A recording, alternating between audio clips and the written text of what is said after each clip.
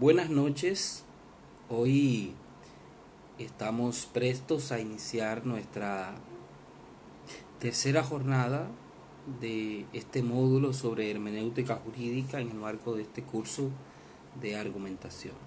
Vamos a esperar para iniciar formalmente la clase que se empiecen a agregar las personas de manera que podamos realizar una interacción apropiada.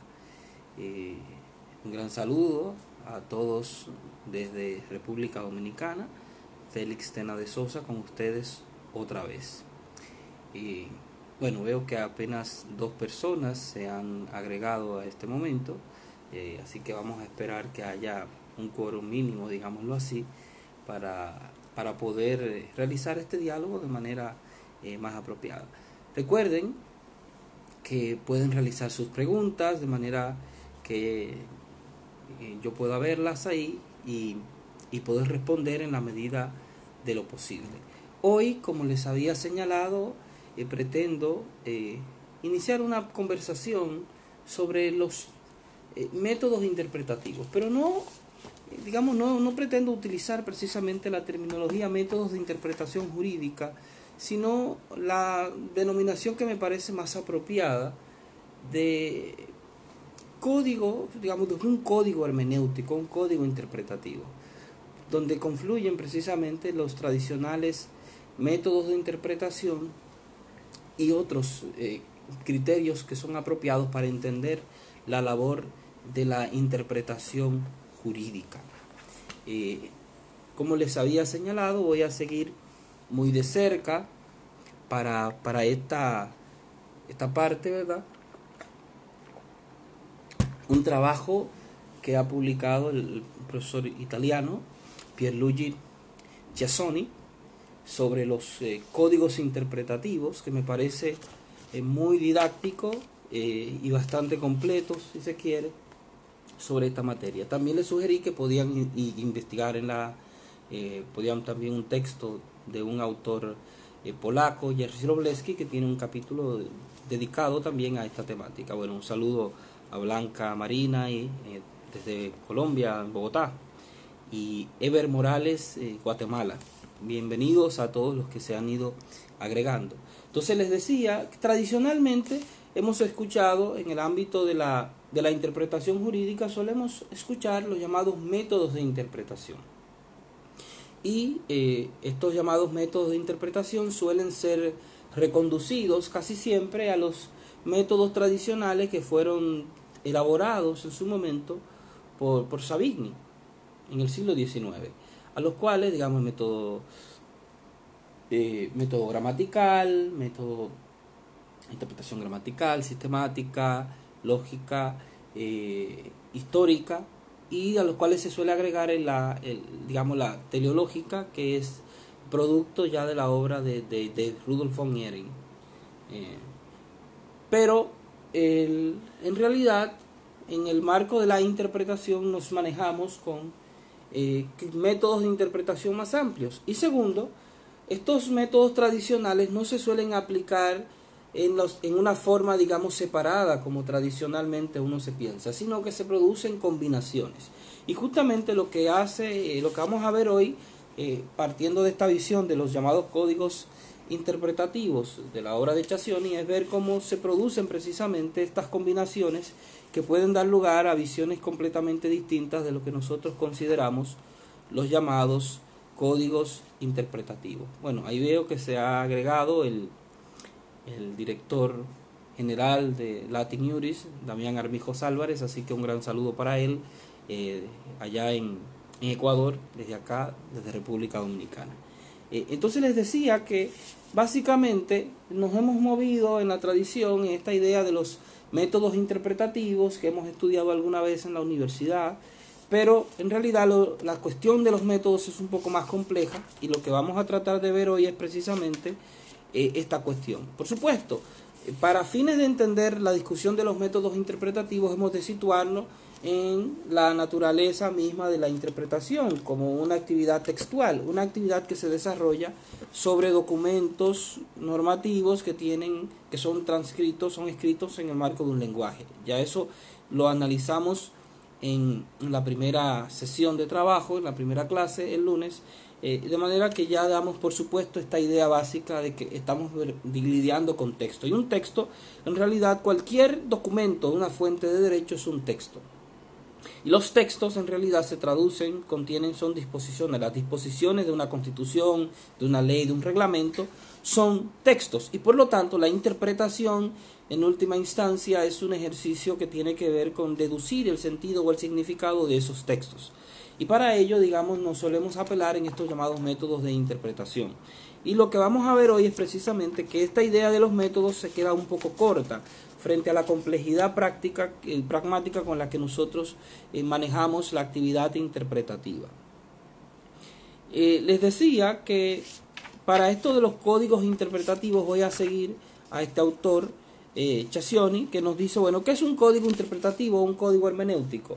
En realidad es, digamos, un código interpretativo sería un conjunto discreto, dice este autor, y ordenado y unitario de directivas hermenéuticas. Las directivas hermenéuticas serían estos criterios que tradicionalmente nosotros llamamos métodos. Se hablan de varios términos: métodos, cánones, criterios, argumentos interpretativos. Es decir, en el ámbito del lenguaje jurídico utilizamos una cantidad amplia de términos para referirnos a los conceptos interpretativos, referirnos a estos métodos interpretativos. Hablamos de cánones, de métodos, hablamos de principios, de técnicas, es decir, todo este manejo diverso de conceptos para referirnos a la misma realidad.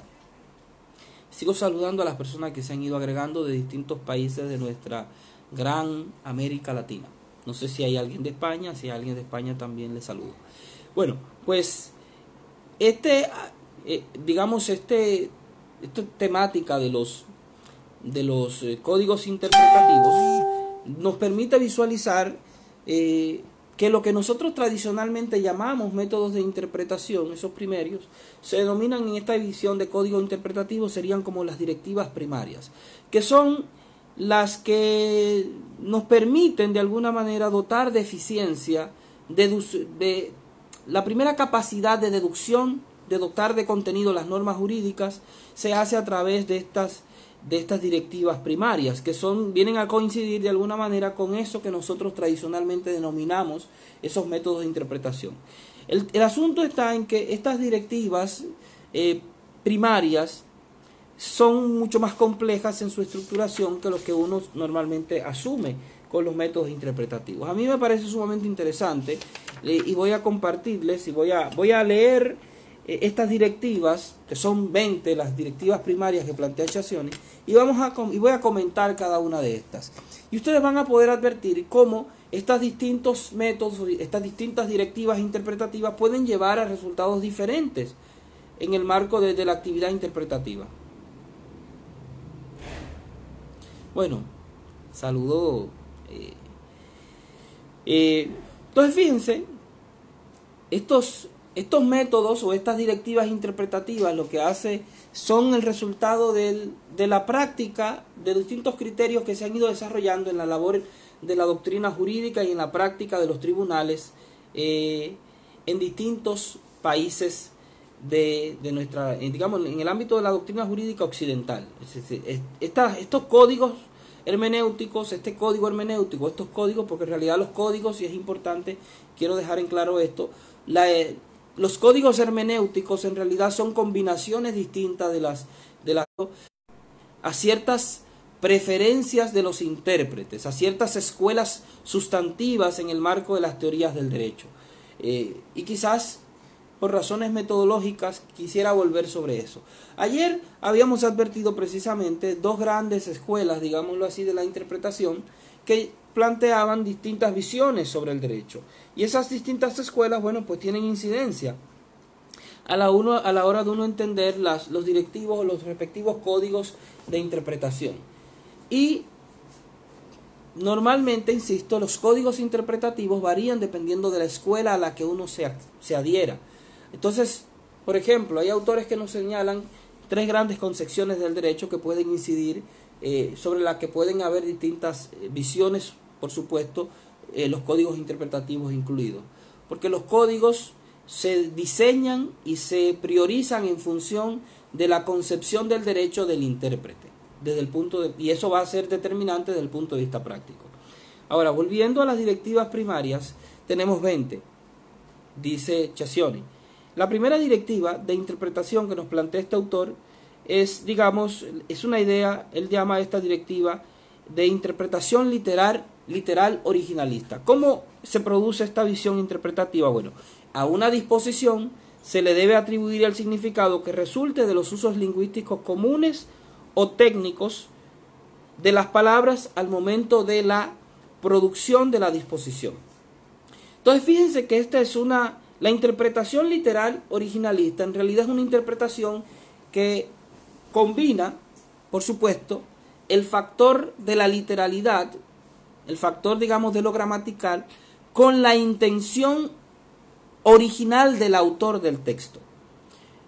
Entonces ahí vamos viendo ya que cuando uno apela, por ejemplo, al tradicional método lingüístico, en realidad, el método lingüístico nos puede dar lugar a distintas visiones. Pues el lingüístico puede ser visualizado desde una perspectiva objetiva del significado de las palabras, del momento en que se produjo, del significado de las palabras en el momento de la aplicación, y estas directivas en realidad nos permiten desagregar un poco más esos criterios tradicionales de los métodos de interpretación. Entonces, esta primera directiva de la interpretación literal originalista nos conmueve, como digo, a entender que el significado que debemos atribuir a los textos a la hora de deducir su significado, a la hora de interpretar el significado que debemos atribuir a los textos, tiene que ser el que resulte de los usos lingüísticos comunes o especializados al momento que tenían las palabras al momento de la producción de la norma. Entonces, se utiliza, por eso es el factor originalista. El factor, digamos, literal está dado por la deducción misma del significado de las palabras. Que ahí es donde está el factor, digamos, literal o el factor gramatical. Y el factor originalista porque se hace tomando en cuenta el significado que se le pudo haber atribuido en el momento de la adopción de la norma, en el momento de la producción de la disposición jurídica. Un segundo método o una segunda directiva primaria de interpretación que nos dice este autor es la interpretación literal evolutiva. En la interpretación literal evolutiva lo que nos plantea es que lo que tenemos, el significado que tenemos que atribuirle a una norma es sin duda el que resulte de los usos lingüísticos técnicos o especializados que correspondan al momento de la aplicación de la disposición. Fíjense que todavía nos estamos manejando en el parámetro del significado literal, pero el entendimiento de la literalidad ya no está dado por lo que pudieron haber significado las palabras en el momento de la producción, sino lo que las palabras significan en el momento de la interpretación. Y por eso esta segunda directiva interpretativa incorpora un elemento de evolución. Y por eso, digamos, la expresión de interpretación literal evolutiva. Entonces fíjense que es bastante distinto, puede ser muy distinto dependiendo de la carga de abstracción y de la evolución de las palabras, la significación que puede haber entre el momento de la producción de una norma y la interpretación. Un ejemplo que es muy socorrido es, digamos, vinculado a la práctica de los Estados Unidos, la enmienda, si no me equivoco, octava, que prohíbe los tratos crueles e inusuales. Cuando esa enmienda se adoptó, evidentemente que habían unas conductas en ese momento histórico que quizás hoy se puedan considerar crueles e inusuales, pero pudieron no haber sido consideradas así en el momento de la producción.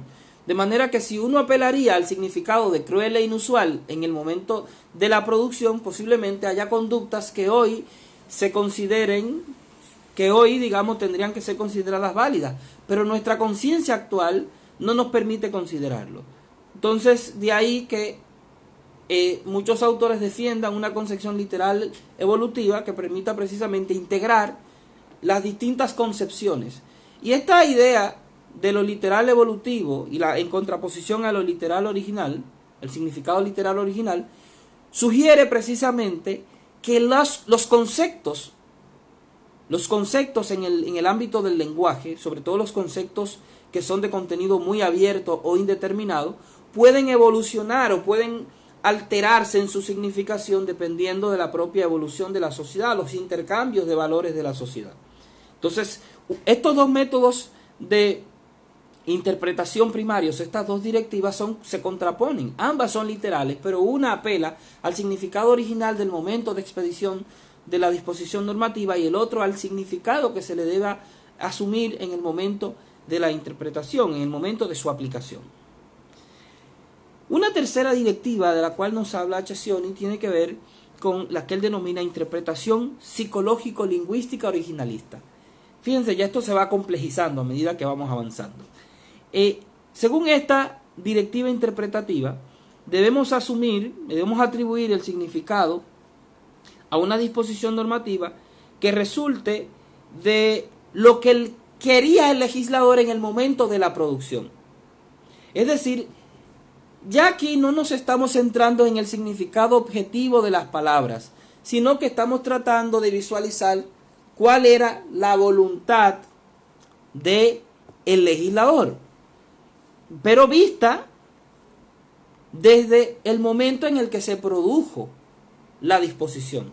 Por eso es una interpretación, digamos, psicológico-lingüística originalista. Psicológica porque apela a la voluntad del autor de la norma. Lingüística porque trata de interpretar los conceptos según esa voluntad. Y original porque lo hace precisamente partiendo de la ficción del legislador histórico, del legislador que adoptó la norma. Fíjense que aquí se produce una combinación entre lo que uno tradicionalmente tiende a ver entre los métodos lingüístico e histórico. Además, trasvasado por una visión también que apela al carácter subjetivo en materia de interpretación, al carácter subjetivo del espíritu de la ley, al espíritu de la norma, al espíritu de la ley o la disposición que deba ser aplicada. La cuarta directiva primaria de interpretación, lo que básicamente nos plantea es una interpretación psicológico-lingüística contrafáctica. ¿Qué significa esta? Esta, digamos, es que a una disposición normativa se le debe atribuir el significado que el legislador histórico hubiese querido si hubiese producido la disposición aquí y ahora.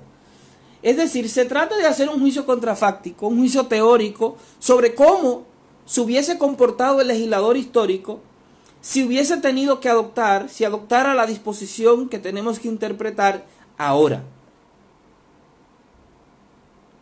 Es decir, ya no estamos apelando a la interpretación del significado que históricamente, o la voluntad que históricamente el legislador le atribuyó, y que sería, digamos, el objeto del tercer criterio o directiva de interpretación primaria, sino que en este caso hacemos un juicio contrafáctico. ¿Qué es un juicio contrafáctico? Es un juicio posible sobre qué ocurriría si se da determinada circunstancia. ¿Cuál es la circunstancia? El legislador histórico que decidiría, que hubiera decidido si adoptara hoy esta norma que adoptó en su momento, si hoy él le correspondería adoptar esa norma.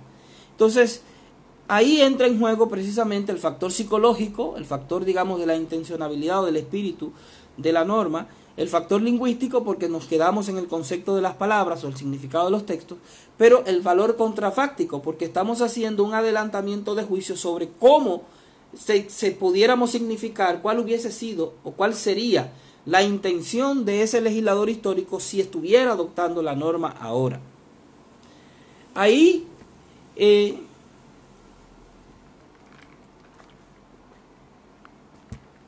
muy bien, me pregunta Adam, este método, digamos, contrafáctico es tradicionalmente se utiliza tradicionalmente cuando en el marco de la interpretación tratamos de indagar cómo se comportaría en este momento, cómo entendería, cuál hubiese sido la decisión que tomaría un juez, un legislador o el autor de una norma, si le tocara regular ahora. Supongamos que tenemos una situación jurídica determinada, X, qué sé yo, digamos, en el ámbito de la aplicación del derecho. tenemos una disposición normativa de larga data. Supongamos que estamos en el contexto de una constitución de mucho tiempo. Una constitución que dice las relaciones de familia se determinan por vínculos naturales. Por vínculos naturales y jurídicos. Vínculos naturales e emocionales. ¿Qué se consideraba natural y emocional? Eso sin duda puede depender de la visión que tuviese el legislador en ese momento. El problema es que ahora tenemos una situación que resolver. Y quizás lo natural tendríamos que hacer adelantar cómo ese legislador histórico entendería hoy el concepto natural en el marco de las relaciones sociales y emotivas que tenemos en la realidad. El legislador histórico abriría esta idea de naturalidad de la familia a las personas que son de género distinto, de sexo distinto, digo, que son de igual género para fines de relaciones familiares, no lo sabemos. Eso va a depender, digamos, del juicio contrafáctico que uno quiera realizar. Pero en realidad supone poner en cabeza del legislador, del autor histórico de un texto, cómo pensaría si él tuviera que decidir ahora. Vuelvo otra vez al ejemplo típico norteamericano, donde este tipo de ejemplos se suelen sacar. Nos preguntaríamos, ¿qué diría Madison, uno de los principales arquitectos de la Constitución de los Estados Unidos? ¿Qué diría Madison en relación a la idea de tratos crueles e inhumanos si tuviera que regular, si tuviera que digamos, que producir aquí y ahora esta disposición?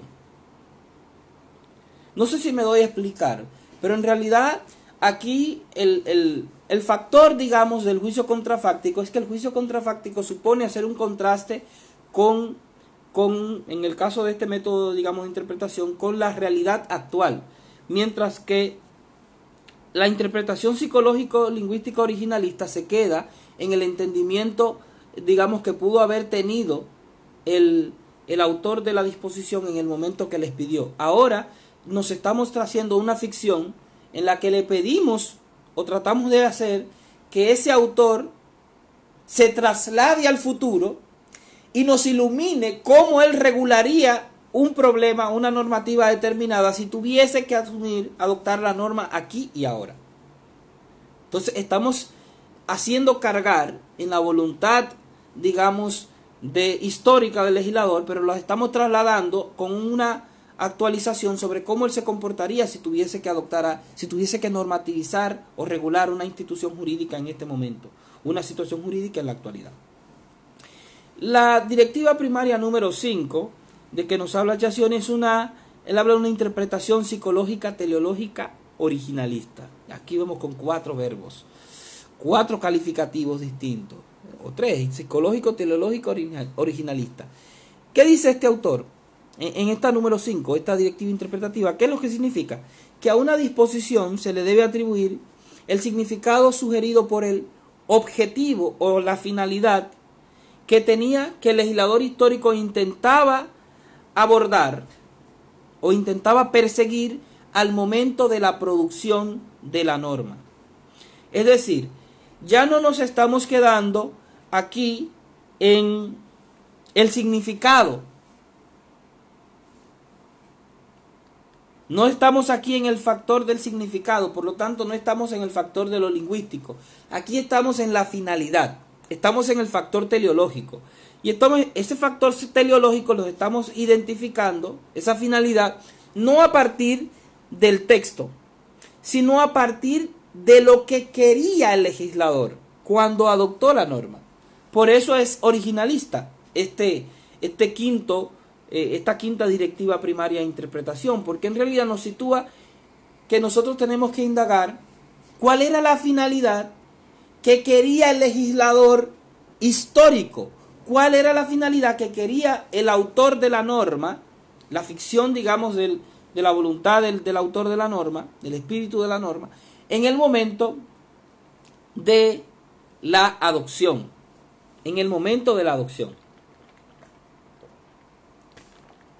Evidentemente, aquí, insisto, es bueno tener claro que es distinto tratar de identificar el significado o el significado de las palabras o de lo que el legislador hubiese querido como tal, del objetivo o de la finalidad que trataba de perseguir.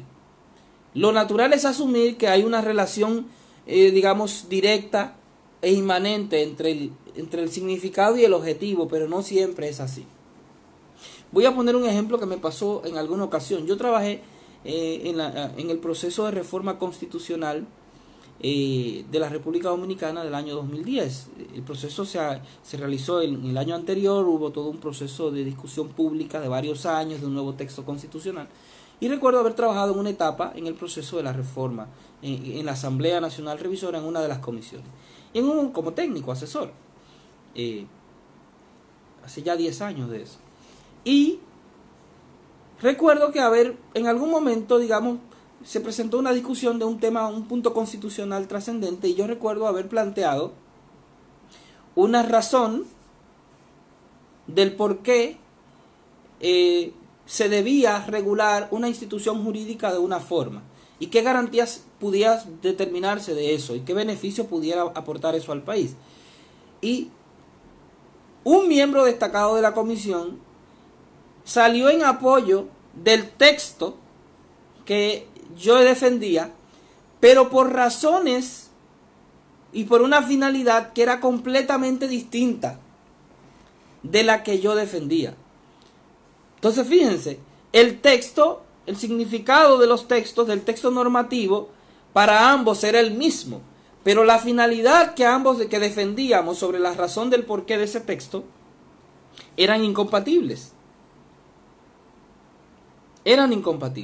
Entonces, no siempre, insisto, es posible entender esa finalidad como una situación biunívoca o directamente deducible del significado de las palabras o del significado de la intención que se trató. Porque otra cosa, y aquí por eso digamos es que la directiva número 5 es distinta, digamos, de las que hemos visto anteriormente, de las directivas vinculadas al factor lingüístico. Aquí estamos centrándonos en la intencionabilidad y en la finalidad, más bien, en la finalidad que procura asegurar la norma.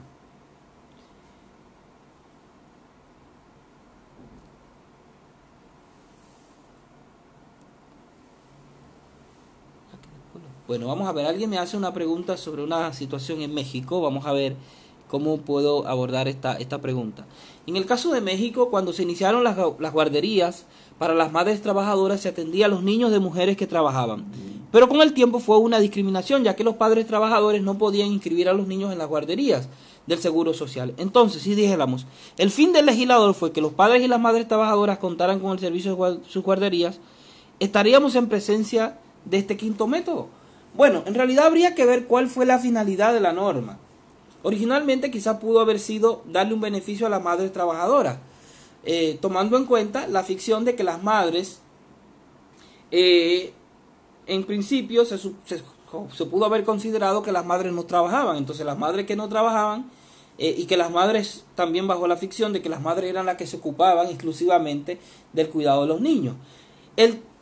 Si quisiéramos introducir aquí el factor también de los padres trabajadores, tendríamos que completar esto con unas directivas de segundo nivel. Y aquí porque posiblemente aquí también haya que introducir, y quizás no hemos llegado todavía ahí, pero las directivas primarias no son las únicas. Es posible que con un juicio más bien vinculado a la 4, que es decir, a una disposición se le da atribuir el significado querido por el legislador histórico si estuviera aquí y ahora. Es decir, la interpretación psicológica contrafáctica, pudiéramos decir el legislador, si tuviese que adoptar esa normativa hoy día, donde primero ya hay una responsabilidad compartida entre padres y madres en relación al cuidado, y en el que ya las madres no son exclusivamente las responsables del cuidado de los hijos, pues pudiera ser que una interpretación psicológica diera, el legislador efectivamente incluiría a los padres también dentro del beneficio de esa norma. Pero además también aquí hay una evidente aplicación complementaria de una directriz de segundo nivel que tiene que ver ya vinculada al principio de igualdad. Pero fíjense, insisto, que estas cuestiones no son en principio tan sencillas. En realidad nos manejamos, las directivas de primer nivel son las que nos dan el significado, un primer significado o varios significados, pero luego tenemos que pasarlas por el tamiz corrector de directivas de segundo nivel, que son las que nos van a permitir depurar estas directivas primarias para encontrar la solución que se considera correcta desde el punto de vista del código hermenéutico o el código interpretativo que adoptemos. Y aquí vuelvo y repito, los códigos interpretativos dependen de las concepciones jurídicas que se asuman.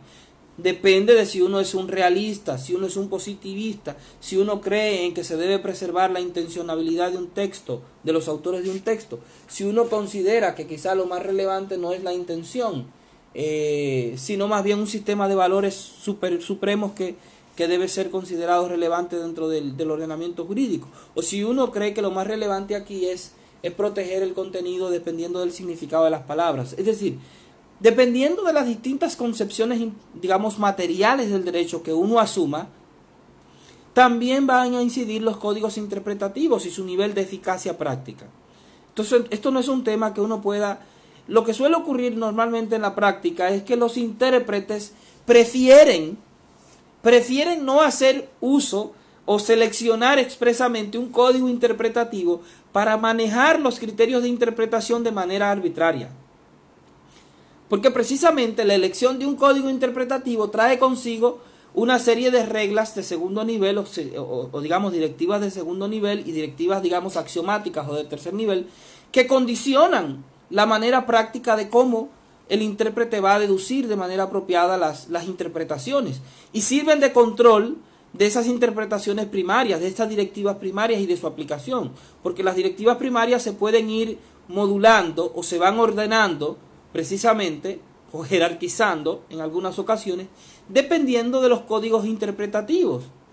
Entonces, claro, si el intérprete quiere tener las vías sueltas, las manos libres para no tener que hay control, no estar sometido a un control racional de su trabajo, evidentemente va a tratar de evitar apelar a un código interpretativo. Pero es importante tener claridad de que los códigos interpretativos y estas mismas directivas primarias dependen en su utilidad de las concepciones del derecho que nosotros asumamos. Ustedes de hecho han tenido la oportunidad desde la primera clase desde los primeros módulos de este curso de abordar precisamente las teorías del derecho. Entonces hay una conexión directa entre estas teorías del derecho y los códigos interpretativos, los códigos hermenéuticos que nosotros asumamos. Y dependiendo de esos códigos hermenéuticos, entonces nosotros seleccionamos estas directivas interpretativas. Les mencioné hasta ahora, les dije que son 20 directivas interpretativas primarias. Vamos a ir viendo algunas otras. Y quizás lo más razonable es escanear este documento de hechación y compartírselo para que ustedes puedan realizar este estudio, digamos, de una manera más tranquila y complementarlo. Aquí vamos a hacer este diálogo. Pero evidentemente no vamos a entrar en toda la profundidad que está detrás de los códigos interpretativos porque es mucho contenido y es un tema bastante denso que no nos permite poder abordar, digamos, en una clase de 2 horas. Quizás esto de los códigos interpretativos por sí solo pueda dar lugar a más de un módulo dentro de un curso de argumentación. Entonces les decía, ya les había planteado la posición, digamos, la número 5. La número 6, que es una directiva interpretación psicológica teleológica contrafáctica. ¿Qué dice esta? Bueno, a una disposición se le debe atribuir el significado para ella sugerido por el objetivo que el legislador histórico habría querido mediante tal disposición si lo hubiese producido aquí y ahora. Fíjense que aquí también pudiéramos apelar a la pregunta que me hacía José Adán desde México.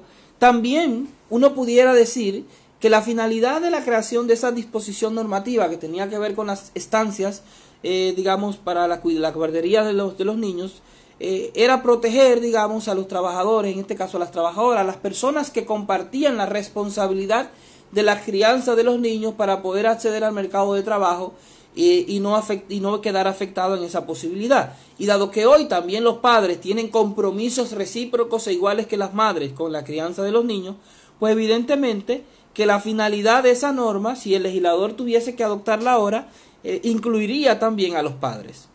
Digamos que ese es un juicio o una interpretación que se puede hacer ya no desde la finalidad, ya no desde el significado de las palabras, sino desde la finalidad que procuraba asegurar la disposición normativa en el momento de su adopción si hiciéramos un juicio contrafáctico de que se estuviese adoptando en este momento. Porque evidentemente el momento de la adopción puede condicionar la finalidad, y la finalidad, y es lo que hace el juicio contrafáctico en este caso, es actualizar esa finalidad. Actualizarla haciendo ver la finalidad desde los ojos del autor, del legislador histórico, si éste tuviese que enfrentarse a los problemas que hay en la actualidad. Porque al fin y al cabo, la regulación del derecho, el derecho no es más que un mecanismo de regulación de conflictos sociales, lo hace anticipándose a los conflictos, es un mecanismo de asegurar también bienes valiosos o determinadas situaciones valiosas dentro de la interacción o la convivencia en sociedad. Entonces, para eso evidentemente se toman en cuenta las situaciones reales de la vida. Entonces, los juicios contrafácticos, en cualquiera de sus dimensiones, lo que hacen es tratar de traspolar, hacer una traspolación de cuál sería el mejor entendimiento que haría el legislador si estuviese adoptando una determinada regulación normativa en el momento actual, en el momento en el que van a ser aplicadas. La directiva número 7, que es una interpretación psicológico-lingüística contrafáctica actualizada. Vamos a ver esta. A una disposición se le debe atribuir el significado que el legislador actual hubiese querido que se hubiese producido la norma aquí y ahora en el momento de su aplicación. Vamos a ver. Tenemos una disposición normativa adoptada en el pasado y vamos a interpretarla no haciendo ficción de lo que el intérprete, de lo que el legislador hubiese querido, o el autor de la norma hubiese querido, de la disposición hubiese querido, sí, o querría si se trasladaba al presente, sino que hacemos la ficción de cómo el legislador presente hubiera querido regular esa disposición si él la hubiese regulado aquí y ahora. Eso es una ficción que trata de actualizar la finalidad del legislador, digamos, de la normativa, no haciendo un traslado del legislador histórico. Es decir, ya no vamos a ver qué diría, vuelvo otra vez, qué diría Madison si viene aquí al futuro y ve este problema y le toca volver a regular esto. No, decimos, no nos interesa Madison, nos interesa qué dirían los constituyentes actuales en los Estados Unidos si tuviesen la oportunidad hoy de volver a adoptar la octava enmienda. ¿Qué dirían sobre esto de los tratos crueles? ¿Qué regularían? ¿Qué finalidad perseguirían más bien? ¿Qué finalidad perseguirían con esta disposición los legisladores actuales, los constituyentes actuales, o la ficción del constituyente actual, si pudiera hoy volver a adoptar esa disposición? Entonces, por eso es que es un juicio contrafáctico actualizado, porque no estamos trasladando al legislador del pasado a la actualidad para que nos ilumine sobre cuál es la finalidad que él quisiera hoy regular de ese problema, sino que estamos diciendo no nos interesa esa visión del legislador histórico. Vamos a ver el legislador actual qué haría, qué finalidad perseguiría si tuviera la oportunidad de él regular actualmente esta disposición. La directiva interpretativa, digamos, primaria número 8, plantea, es una interpretación psicológica, teleológica, la 9, es una interpretación autoritativa doctrinal. Aquí entramos ya en un terreno en un terreno distinto. Aquí estamos más bien viendo cómo a las interpretación, a una disposición se le debe atribuir, según esta visión, el significado previamente para ella atribuido por la mayoría o la mejor doctrina. Es decir, la doctrina se convierte aquí en un parámetro importante de significación, de atribución de significado. Entonces, a la hora de interpretar la disposición, el intérprete, digamos, verifica cuál es la interpretación mejor o mayoritaria o unánime que la doctrina le plantea. Entonces, por eso es una interpretación autoritativa doctrinal. Entonces, evidentemente, este es un método, digamos, que puede ser muy útil en aquellos supuestos donde tenemos conflictos especiales sobre el significado de las disposiciones normativas y hay una producción digamos, doctrinal. Pero es interesante aquí que no es cualquier producción, es la mejor o la interpretación que mayoritariamente la doctrina le plantee. Porque evidentemente en cualquier conflicto jurídico pueden haber distintas doctrinas o interpretaciones doctrinales. Nos encontramos con mucha regularidad en la práctica jurídica. Frente a determinadas disposiciones normativas encontramos distintas interpretaciones entre los juristas. Pero puede haber consenso mayoritario entre muchas doctrinas o varias doctrinas que se encuentran mejor fundamentadas. Entonces, evidentemente, no se trata de cualquier doctrina. Se trata de la mejor doctrina, la doctrina más actualizada, la doctrina más, digamos, que tenga mayor nivel de consistencia en cuanto a la cantidad de doctrinantes. Es decir, no es lo mismo una teoría o un planteamiento doctrinal o una interpretación o un argumento doctrinal que es sostenido de maneras, digamos, relevante por una cantidad apreciable, digamos, de doctrinarios reconocidos, a un planteamiento marginal de una doctrina, digamos, incipiente, de un doctrinario sin reconocimiento, que plantea in solitarium o con una perspectiva muy minoritaria sobre la interpretación. Evidentemente que ahí no hay todavía un valor autoritativo. Para que haya un valor autoritativo en la doctrina, para fines de interpretación, tiene que haber un cierto sostenimiento, tiene que haber un respaldo relevante por autores doctrinarios. Es decir, no basta con decir cualquier doctrina, porque si así fuera, pudiéramos derribar la teoría de Robert Alexis de la argumentación, digamos, con cualquier teoría argumentativa que plantee un jurista sin el mismo nivel de profundidad o rigor. Pero la doctrina de Alexis es una doctrina estructurada, tiene varios autores que la defienden, que la soportan o que la desarrollan. Simplemente menciono esto por poner un argumento, digamos, que nos permita entender lo que estoy tratando de significar desde el punto de vista abstracto. La directiva número 10 nos plantea que a una disposición es la interpretación autoritativa, dogmático-conceptual o sistemático-conceptual. Dice que a una disposición se le debe atribuir el significado que resulte de atribuir a las singulares locuciones o palabras o expresiones que en ella contenidas, el significado, digamos, que se derive de la doctrina mayoritaria o mejor. Aquí hay una actualización de la visión doctrinal, pero en este caso es un análisis dogmático, digamos, que trata de interpretar en el contexto del sistemático desde el punto de vista de la interpretación de los conceptos interpretativos que plantean los autores o la doctrina. Hay una visión de ese mismo criterio, del criterio, digamos, la interpretación autoritativa jurisprudencial. Evidentemente, este es un criterio que también se utiliza con mucha regularidad. Es decir, claro, en la práctica nosotros tendemos a atribuir a los significados que se le puede atribuir también a determinadas disposiciones, pueden venir directamente relacionados con el significado o con el entendimiento que haya hecho la jurisprudencia. Entonces, a esto una vez más, acudimos a el criterio mayoritario o la mejor, o a la interpretación que finalmente le atribuye a un órgano que tenga un rol, un intérprete autorizado desde digamos, un tribunal supremo, un tribunal constitucional. Entonces, esta interpretación, digamos, de la mejor interpretación. En aquellos ordenamientos donde las determinadas sentencias pueden constituirse en parámetros de precedentes, evidentemente que este criterio de interpretación, este criterio primario, evidentemente tiene un valor importante. Saludos a todos los que se han ido agregando y me han ido saludando en este momento. Les extiendo el saludo. Hoy estamos hablando de criterios interpretativos y de códigos interpretativos.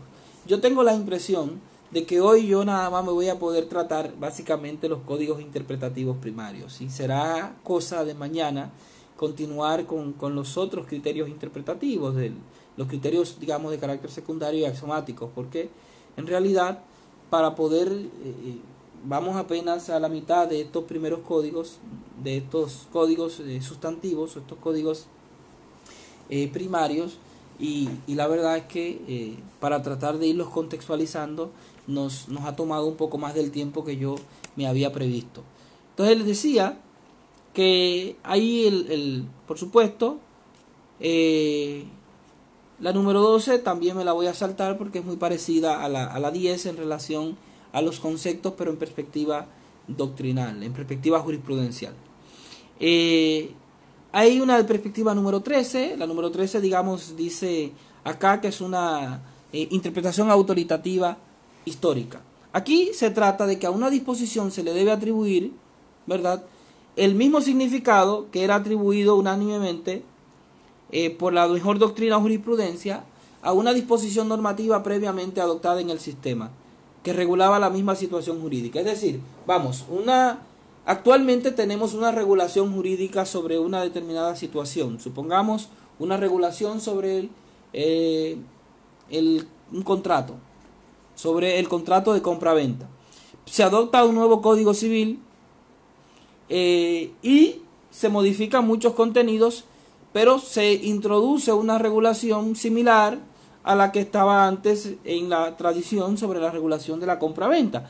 Pues evidentemente que a esa nueva regulación jurídica del Código Civil sobre el contrato de compra-venta, si apeláramos a este criterio interpretativo autoritativo histórico, pues entonces tendríamos que atribuirle el significado que la doctrina o la jurisprudencia históricamente le atribuyó a la anterior regulación. Es decir, si la regulación es idéntica, aunque sea nueva, y ya hay un desarrollo jurisprudencial y un desarrollo jurisprudencial y doctrinal, pues lo que sugiere esta directriz o esta directiva interpretativa es que debemos atribuirle a esa disposición pues ese significado que le habíamos atribuido en el pasado. El significado que la mejor doctrina o la mejor jurisprudencia o la doctrina o la jurisprudencia mayoritariamente le atribuyó a esa disposición. Es una manera de conservar, si se quiere, los significados interpretativos que históricamente se habían desarrollado frente a cambios normativos nominales. Si es una reforma normativa nominal, es una reforma que introduce o cambia una disposición por otra, pero mantiene básicamente la misma norma. Entonces tenemos una nueva legislación del Código Civil, pero la regulación de los contratos de compraventa es la misma. Bueno, pues digamos, ¿qué sentido tiene? Podemos perfectamente apelar a este criterio autoritativo histórico, doctrinal, y apelar, ¿verdad?, al significado que la doctrina y la jurisprudencia históricamente atribuyeron a esa regulación de la compraventa. No tenemos que imponernos a inventar de nuevo, a tratar de buscarle unos nuevos significados a la figura de la compraventa, porque ya el significado que históricamente se le atribuyó, pues le damos un cierto valor de relevancia para entender también el significado de la nueva regulación. Ahí la interpretación histórica según la hipótesis del legislador conservador. A esta, digamos, es relativamente parecida a la otra, pero con alguna variante. A una disposición se le debe atribuir el mismo significado atribuido por el legislador histórico de su tiempo a una disposición previamente en vigor en el mismo ordenamiento jurídico que lo regulaba. Es decir, aquí, digamos, seguimos con que frente a un cambio normativo, una nueva regulación jurídica dentro de nuestro ordenamiento jurídico, bueno, pues le podemos atribuir el significado que la doctrina, que el legislador, no la doctrina en este caso, que el legislador histórico le atribuyó. El legislador histórico, es decir, le atribuyó a esa misma disposición, aunque en el pasado. Entonces aquí ya no estamos apelando a la comprensión que ha hecho la jurisprudencia o la doctrina sobre esto, sino más bien a la comprensión histórica de la visión del significado que el legislador le atribuyó en su momento, el legislador primario, el legislador histórico, a una regulación del pasado que es sinónima a una regulación que estamos adoptando hoy día. Entonces, de alguna manera, la voluntad digámoslo así, el significado de la nueva regulación, que es coincidente con una antigua regulación, no va a ser tratar de indagar el significado que quisieron darle los legisladores o los autores actuales de la norma, sino que estamos apelando al valor histórico y a la conservación de ese significado que históricamente le dieron los antiguos autores de una norma similar dentro del ordenamiento.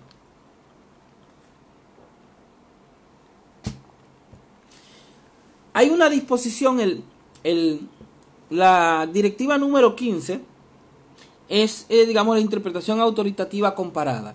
Aquí básicamente se trata de traer que a la disposición se le debe atribuir el mismo significado atribuido a la correspondiente disposición similar o arquetípica que se le atribuye básicamente por la mejor doctrina o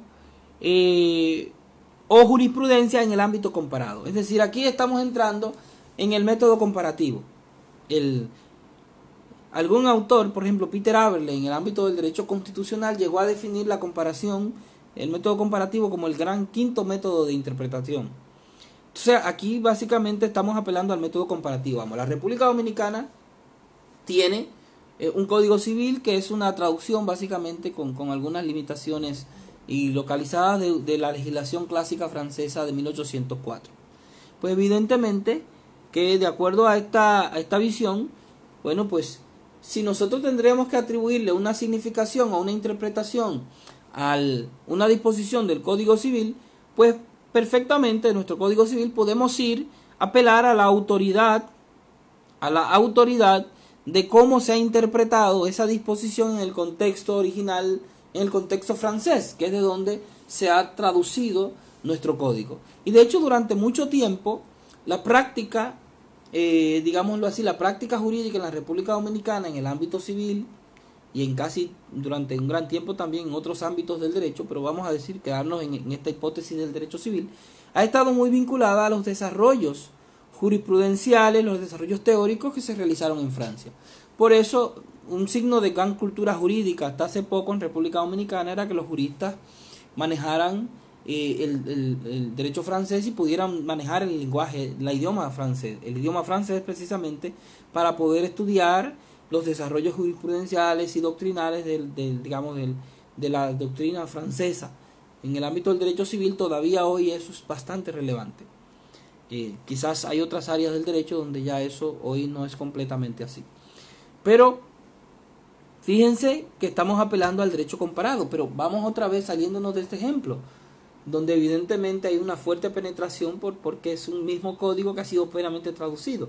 Pero hoy día en la práctica constitucional, en el caso por ejemplo del Tribunal Constitucional de la República Dominicana, es muy común que el Tribunal Constitucional, a la hora de interpretar los significados de nuestra Constitución, apele a un diálogo o a una comprensión comparada, apele a cómo una disposición similar ha sido entendida por el Tribunal Constitucional del Perú, por la Corte Constitucional de Colombia, por el Tribunal Constitucional de España, a veces por la Corte Suprema de Justicia de la Nación de México, depende. Es decir, se trata de identificar frente a disposiciones similares de esos otros ordenamientos. Nosotros tratamos de iluminarnos en esas interpretaciones o en esos significados que se le han atribuido a disposiciones similares para trasladarlas con criterio, digamos, de refuerzo para la comprensión y asignación de significado de las disposiciones de la Constitución Dominicana. Entonces, eso es digamos, se trata precisamente de la interpretación autoritativa comparada. Y se utiliza, en el ámbito del derecho constitucional, se utiliza con mucha regularidad, en muchos ordenamientos. Por supuesto, hay ordenamientos constitucionales que son muy reacios a utilizar el derecho comparado. El ejemplo, digamos, prototípico es el sistema norteamericano. En Estados Unidos digamos que hay mucha resistencia a que la Corte Suprema de Justicia de los Estados Unidos utilice referencias de derecho comparado como refuerzo o como criterio, digamos, de sustentación de la comprensión que se hace de la Constitución de los Estados Unidos. Se apela a una cierta excepcionalidad norteamericana. Hay un trabajo sumamente interesante de un autor norteamericano llamado Bruce Ackerman, se llama Sobre el provincialismo jurídico, donde pone en perspectiva toda esta discusión de la reactividad, digamos, que hay en contra de la interpretación en el contexto de los Estados Unidos, la interpretación comparada. Pero en América Latina, en realidad, nosotros dialogamos con mucha regularidad y la interpretación comparada es un método que se utiliza con mucha regularidad.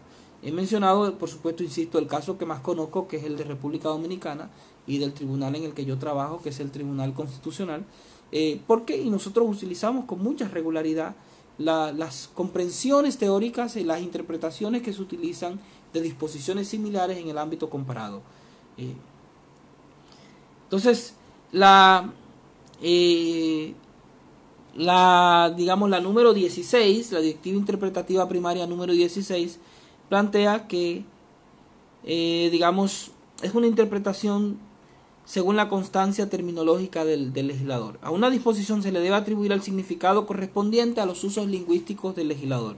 Es decir, bueno, si tenemos unos usos tradicionales o unos términos o una comprensión que tradicionalmente se ha hecho en el ordenamiento jurídico de determinados conceptos, si lo introducimos en nuevas normas jurídicas, en nuevas disposiciones, pues tratamos de conservar esa interpretación o ese significado que históricamente se le ha atribuido, esos usos lingüísticos. Se trata de conservar, y eso también es un parámetro importante de coherencia para evitar precisamente contradicciones de significados. Es decir, vamos, tenemos una legislación penal, el Código Penal, que ha atribuido una determinada significación a unas disposiciones, pues si tenemos luego algunas regulaciones en otro ámbito especializado que incorporan conceptos de carácter penal, pues evidentemente que tratamos de conservar el significado que los usos lingüísticos le han atribuido a esas disposiciones originales.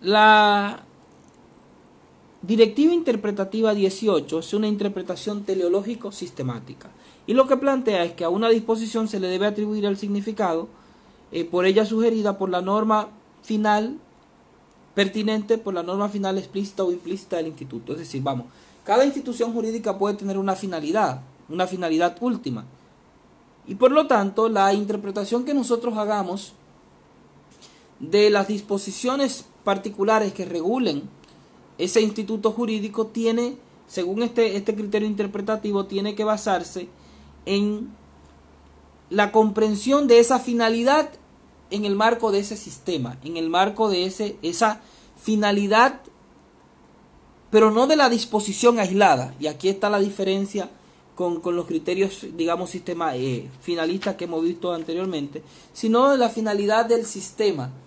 La finalidad vista en el contexto del sistema, que puede ser en el contexto de una determinada institución jurídica, de una determinada legislación, incluso en el marco de todo el ordenamiento jurídico. La disposición, digamos, la directiva interpretativa primaria número 19, básicamente lo que dice que a una disposición se le debe atribuir el significado para ella sugerida por la relación, la naturaleza de las cosas o de la relación regulada. Es una interpretación, digamos, naturalista. Cada vez que uno apela a la finalidad o a la naturaleza de las cosas, está haciendo una deducción de tipo naturalista. Y este tipo de interpretaciones, por lo tanto, son interpretaciones naturalistas. Y también solemos apelar a ellas en la regularidad práctica en los ordenamientos jurídicos. Y la número 20 es una interpretación, digamos, moral o sustantiva.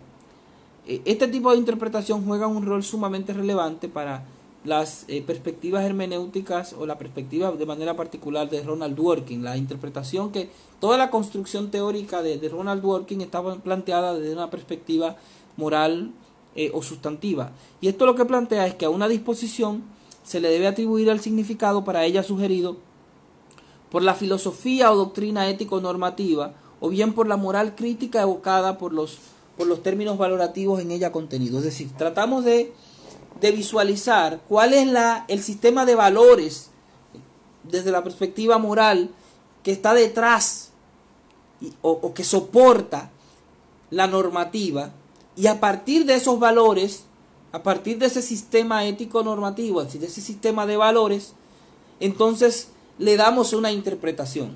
Entonces aquí ya no nos centramos, no nos centramos ni en la finalidad, ni en la literalidad, ni en la concepción, ni en el sistema en el que está introducido. Aquí estamos apelando a los valores que están detrás, los valores que sirven de sostén a la regulación jurídica, a la disposición normativa que estamos tratando de interpretar. Insisto, la perspectiva de Dworkin es un ejemplo sintomático de una aplicación, si se quiere, que lleva este criterio interpretativo a un máximo nivel. porque toda la construcción toda la construcción interpretativa de Dworkin está pensada precisamente desde la visión de la mejor interpretación posible según el sistema de valores estructurado en la Constitución, los valores que le sirven de sustento en último a la moral crítica. Por supuesto, hay distintas visiones sobre esto, porque uno puede tener una visión positivista en la que trate de deducir los valores desde la Constitución, pero hay otros que tratan de hacer juicios mucho más abiertos del sistema de valores que puede servir de fundamento a una disposición normativa determinada. Entonces fíjense que estas directivas interpretativas, insisto, pueden